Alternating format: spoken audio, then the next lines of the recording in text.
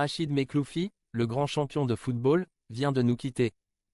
Voici un bref rappel de son prestigieux parcours. Rachid Mekloufi est né le 12 août 1936 à Sétif. Il est considéré comme l'un des meilleurs joueurs algériens ayant évolué dans le championnat de France de football. Il fait ses débuts en 1952 au club de l'Union sportive musulmane de Sétif.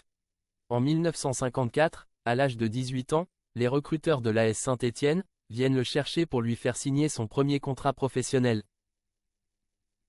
Il joue avec les Verts, et il est reconnu comme l'un des meilleurs espoirs du football français.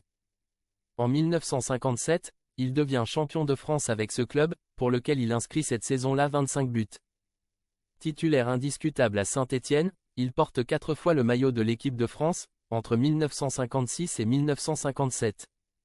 Le 14 juillet 1957, à Buenos Aires, il est également sacré champion du monde, avec l'équipe de France militaire. Il figure sur les tablettes du sélectionneur national, en vue de la Coupe du Monde 1958, devant se dérouler en Suède au mois de mai. Mais, au cours du printemps 1958, sa carrière prend une tournure totalement inattendue. En effet, le 14 avril, en compagnie de Mokhtar Haribi, du club de Lens, et d'Abdelhamid Kermali, de l'Olympique lyonnais, il rejoint la Tunisie via la Suisse, afin de participer à la création de l'équipe du FLN. La volonté de promouvoir pacifiquement la création d'un État indépendant algérien, pendant la guerre d'Algérie, fédère de nombreux joueurs algériens qui jouent dans le championnat français. Avec l'équipe du FLN, Rachid dispute des matchs de gala à travers le monde, afin d'aider la cause algérienne. En 1962, la guerre d'Algérie s'achève, et l'équipe du FLN se dissout au mois de mars de la même année. Mekloufi ne peut pas revenir tout de suite en France, et se fait engager au Servette de Genève, par l'ancien et futur entraîneur de Saint-Étienne, Jean Snella. Lorsque celui-ci revient en France, à l'automne 62 en tant qu'entraîneur des Verts, il le suit. Certains s'inquiètent de la réaction du public, face au retour du joueur, mais la réaction est positive. Sa carrière stéphanoise se poursuit jusqu'en 1968. Il la conclut en marquant les 2 buts de la victoire, en finale de la Coupe de France, qui permet aux Verts d'obtenir leur premier doublé Coupe Championnat. Ayant rejoint Bastia en 1968 comme joueur, il y devient entraîneur-joueur en 69.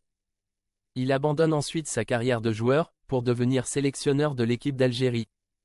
Il est même brièvement président de la Fédération algérienne de football en 1988.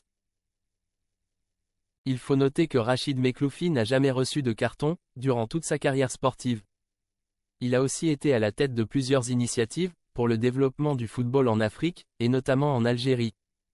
Étant premier leader de la fondation du FLN, il a notamment lancé en 2010, un grand projet de création de plusieurs écoles de football. En 2012, il est l'un des personnages clés du film documentaire d'Éric Cantona, Les Rebelles du football. Dans ce documentaire, il décrit son choix de contribuer à la lutte pour l'indépendance de l'Algérie, par un moyen pacifique, celui de quitter une prestigieuse carrière sportive en France, pour être parmi le premier groupe, constituant l'équipe de football du FLN à Tunis. En 2013, il est nommé ambassadeur de l'AS Saint-Étienne. Il continue à promouvoir l'idée d'un football rempli d'humanité, véritable levier de développement en Afrique, et source de solidarité et de paix dans le monde. En 2014, il contribue généreusement à la création du musée de l'équipe de l'AS Saint-Étienne. Il passe ses dernières années entre la Tunisie et la France, et meurt le 8 novembre 2024, à l'âge de 88 ans.